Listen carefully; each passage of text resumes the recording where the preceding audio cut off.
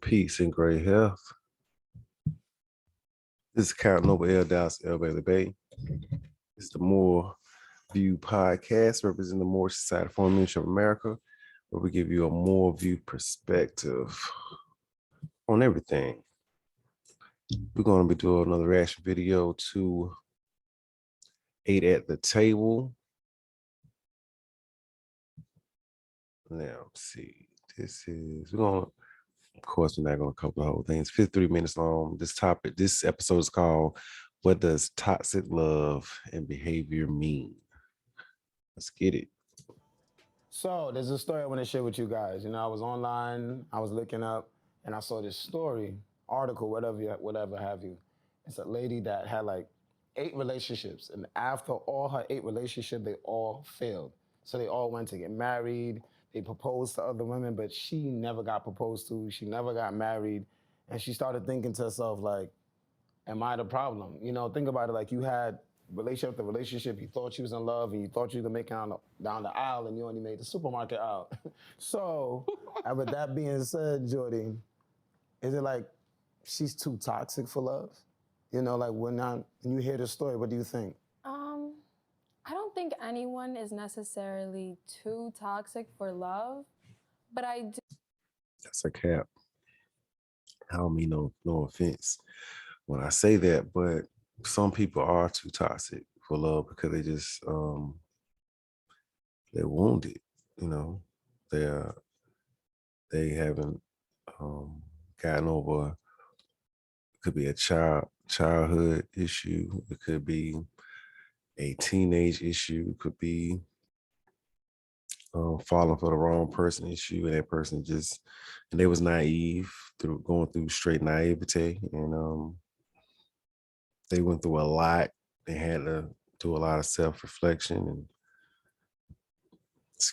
maybe still self-reflecting and going to self-sabotage, which I know a lot about. That most people are not secure enough to even be in a relationship. So when you are highly insecure and unhealthy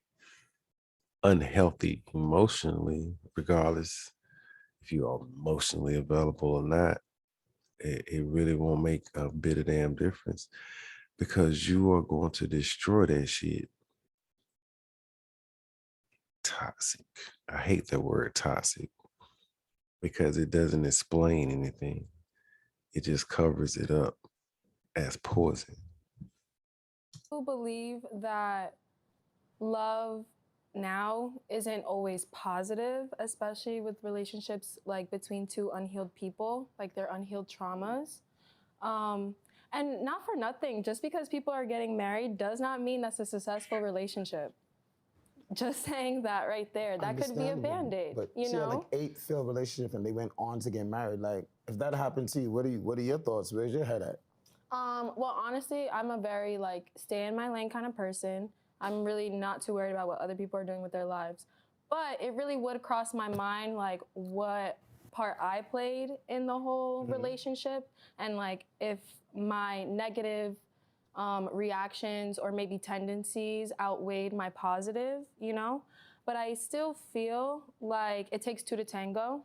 If you have 8 failed relationships and they go on to be married, even if it's not successful, they are seeing a more purposeful future with that person after you, right? So if you have, the craziest thing is that it took 8, right? Welcome to 8 at the table. But yeah, it takes 8 at the table. But and what I'm gonna go on to say is, I typically think that comes with a lack of accountability. Because if I'm starting to realize that 3 of my exes are going on to get married, I'm gonna be happy for them at 1, 2, 3, congrats. I wish you nothing the best. By the 4th one, I'm questioning wait a minute, hold on. After we separate, you. If it takes to the 4th one, you questioning something is in what you call deniability. I've seen situations like that where people felt people been in relationships or was with someone or people, individuals, and the next person they get in a relationship with, they get married, and it only takes one to be like, hold up, what the fuck was wrong with me? That person didn't see whatever that in me to want to go to that step. So you have to look at yourself in the mirror. I think in every single relationship that does and does not work, um, that's the wake up part of everything of being human. We're not perfect. So there's always a flaw that we can work on every single day, no matter what. That has nothing to do with the gender, has nothing to do with a man or a woman, has everything to do with people, period. Is improve upon is actually having the self-awareness to actually self-reflect, to actually look in the mirror and see, like, or sometimes when things don't work out between you and another person, it's funny how, and some people admit this, some people only admit this to themselves, but they know why it didn't work. You know, like, they told me to do this, I didn't do that enough. Or, and it could be the big things, it could be a small thing. You wonder like why certain things don't go well, or why you and another person don't get along as well as you possibly could. It may be because some things you was not attentive to that was important to them, and it just wasn't important enough to you. Find somebody else, y'all get married a year or two later. I was with you for 2 years and all we did was fight and complain and end up nowhere. I need to start doing some self-reflecting. I need to take initiative to figure out what I am doing. And I think the problem is people don't know how to point the finger at themselves. And they can easily say, well, you were, during that time, you didn't really have it all together. Well, guess what? Maybe the person that they're with now helped them get it together. I didn't. So sometimes when you point the finger at yourself, you're able to reflect and take accountability. So it don't take eight failed relationships. Yeah. And I think accountability is number one, but I also think that being able to be honest with yourself about what you want, because you talked about this earlier about like having a fairy tale in your mind. I think a lot of times, and again, the hardest person to be honest with is yourself. And if you're not honest with yourself about what you want, what you need, what you desire, it's not gonna work with that person.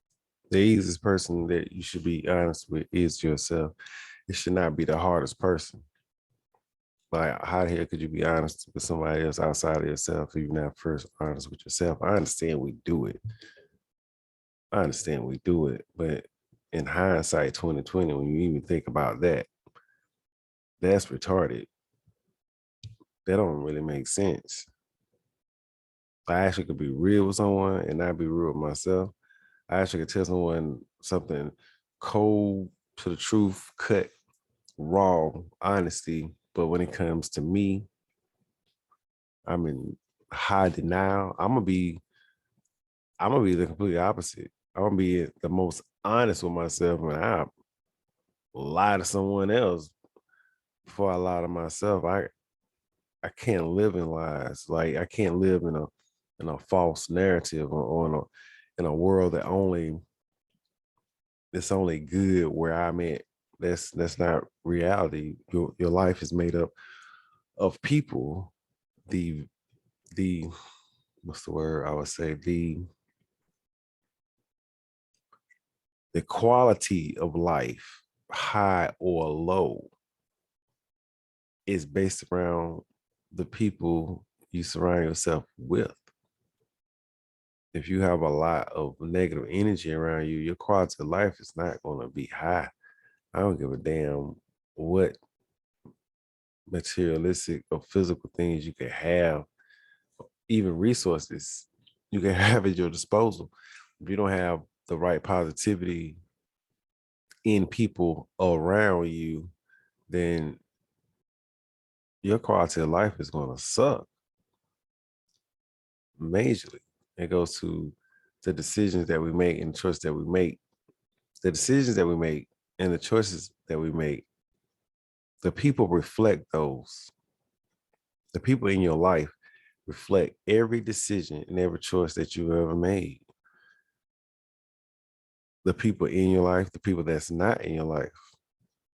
Like you chose that. You couldn't choose family, but you could choose everyone else as you became an adult, like who you would intertwine yourselves with, who would you commingle with, who would you have associations with, who would you be friends with, who would you actually call family.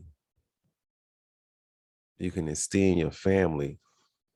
You know, you can have loved ones that doesn't also always have the same blood in your veins. And sometimes those are the best people in your life, people that you wasn't raised with can be better family members than your own.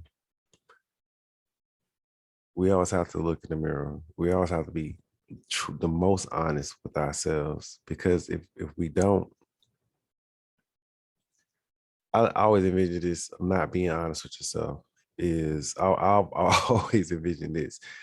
You know, imagine living a life or not being honest with yourself, full life, and being 70, 72, whatever, 70, 80 years old, and then come to that realization about a lot of things that it's over with now. Like you can't go and change none of that. And who the hell wants to hear an apology from you now? Or those people might be dead and gone. And you just be living with all this realization and you can't even put it into effect, which to me is regret. And I can't live like that. Like that's scared. That's one thing that scares me is to be old and wise, right? But I'm dumb as fuck. If I spent my whole life and I didn't show none of that wisdom, you know what I mean? Yeah, he might be fine. He might have a six-figure job, but he might not align. Well, his morals and values and goals just might not align with you. But you really pushing that narrative of what society says is good, of what you think you want. You know what I'm saying? Not what you actually need. And so I think, along with accountability, you have to be honest with. Wait, no, Amanda, you didn't speak on it yet. Yeah, I was just gonna say, I feel like in this situation, in this scenario, it was absolutely the woman that was at fault. It was her fault that she didn't find the happy ending she was looking for, because in what time span were you having 8 healthy relationships? That's a good point. I feel like if the first one didn't work, how much time did you take to heal and be better, find the mistake and be better for your next one, to get into the third one, to get into the fourth one? You know, some people, and I growing up, I've known people that they could not two different things, but same thing built up on 2 points. New people that they would jump from relationship to relationship, like they could not be in a relationship. Like, and one of the main reasons, that's one point. The second reason was they couldn't have sex with someone unless they was in a relationship. You know, which, you know, I guess respect that. You know what I mean? It's an idea. You know, it's an idea. I know a lot of people like they can't have sex with someone unless they are in a relationship with them, and they would. So it would kind of always make them jump to a relationship. Like, okay, their relationship didn't work, they're gonna be in another one real quick.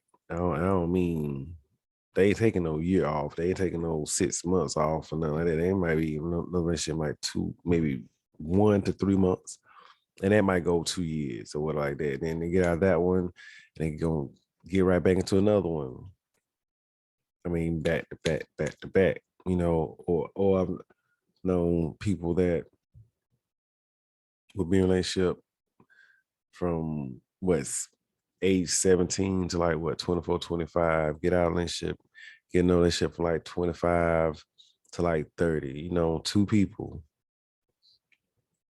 And you're not with neither one of them now in a course of over 13 years, over a decade. You only been with two people.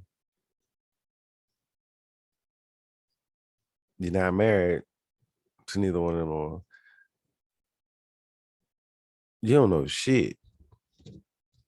You know, like you don't know nothing. Like you were only made for two people, and everybody gonna have to be based on or be the alternative, the opposite of what that person's had because they've been in long relationships, bad to bad, only being relationships, only can have sex with people their relationships with.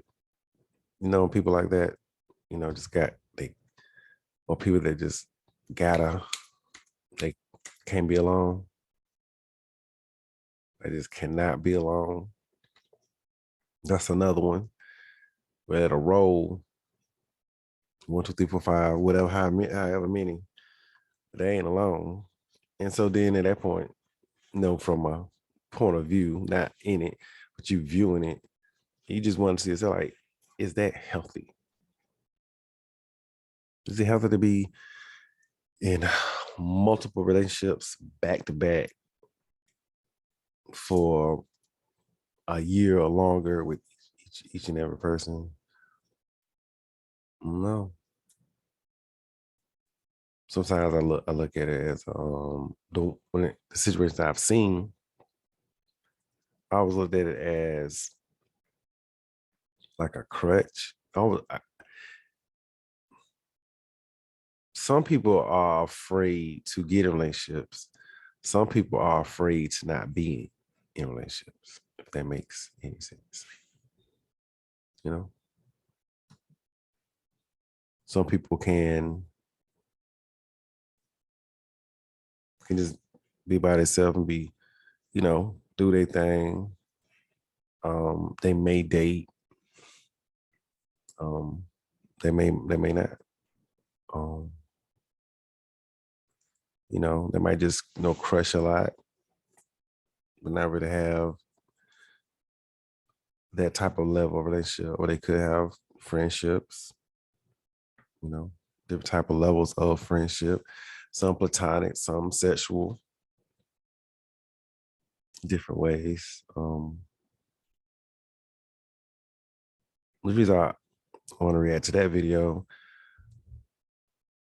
was the first topic of looking in the mirror, getting good with yourself. I think that's the most important thing is being good with yourself first, right? It's hard to not be good with you. And you want to be great with someone else. It's almost damn near impossible. I'll be back.